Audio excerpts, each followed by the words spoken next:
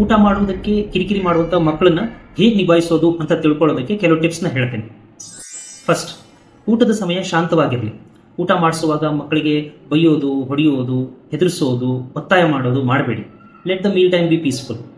Second, allow child to explore the food. ಅಂದರೆ ಮಕ್ಕಳಿಗೆ ಊಟ ಕೊಟ್ಟಾಗ ಮಕ್ಕಳು ಆ ಊಟನ ಮುಟ್ಬಿಟ್ಟು, ಅದನ್ನು ಕಿವುಚ್ಬಿಟ್ಟು, ಅದರದ್ದು ವಾಸನೆ ನೋಡ್ಬಿಟ್ಟು, ಅದನ್ನು ನೆಕ್ಬಿಟ್ಟು ನೋಡಿ ಎಕ್ಸ್ಪ್ಲೋರ್ ಮಾಡ್ತಾ ಇರ್ತಾರೆ. ಅದ್ರ ನಂತರನೇ ಮಗು ಆ ಫುಡ್ನ ಅಕ್ಸೆಪ್ಟ್ ಮಾಡ್ತಾರೆ.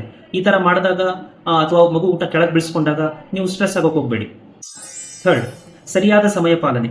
ಅಂದರೆ ದಿನಕ್ಕೆ 3 ಬಾರಿ ಊಟ, 2 ಬಾರಿ ಆರೋಗ್ಯಕರವಾದ ತಿಂಡಿ, ಇಷ್ಟು ಮಾತ್ರನ ಕೊಡಿ.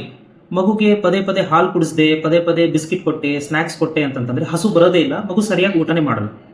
ಫೋರ್ತ್, ಸಣ್ಣ ಪ್ರಮಾಣದಲ್ಲಿ ಬಡಿಸಿ, ಬೇಕಾದ್ರೆ ಮತ್ತೆ ಬಡಿಸುವಿರಂತೆ.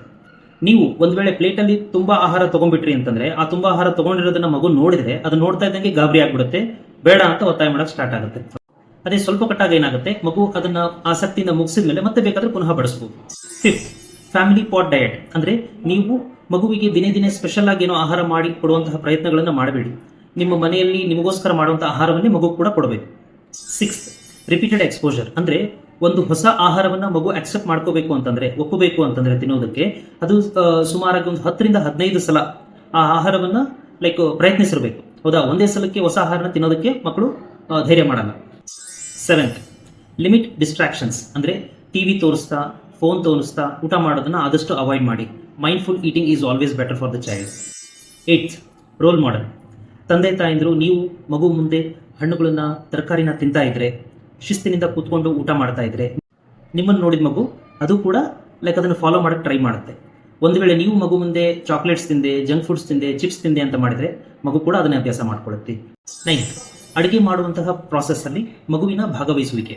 ಅಂದ್ರೆ ನೀವು ತರಕಾರಿ ತೊಳಿಬೇಕಾದ್ರೆ ಮಗು ಏನಾದರೂ ಆಸಕ್ತಿ ತೋರಿಸಿದ್ರೆ, ತಟ್ಟೆಗೆ ಊಟ ಬಡಿಸಬೇಕಾದ್ರೆ ಮಗು ಏನಾದ್ರು ಆಸಕ್ತಿ ತೋರಿಸಿದ್ರೆ ಅವರಿಗೆ ಎಂಕರೇಜ್ ಮಾಡಿ ಅದನ್ನು ತೊಳೆಯೋದಕ್ಕೆ ಅಥವಾ ಬಡಿಸೋದಕ್ಕೆ.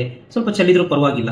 ಈ ತರ ನೀವು ಅದನ್ನು ಬಿಟ್ಟಾಗ ಆ ಪ್ರೊಸೆಸ್ನ ಎಂಜಾಯ್ ಮಾಡುತ್ತೆ ಮಗು, ಹಾಗೂ ಆ ಒಂದು ಆಹಾರವನ್ನ ಖುಷಿಯಿಂದ ಅಕ್ಸೆಪ್ಟ್ ಮಾಡ್ಕೊಳ್ಳೋ ಚಾನ್ಸಸ್ ಜಾಸ್ತಿ.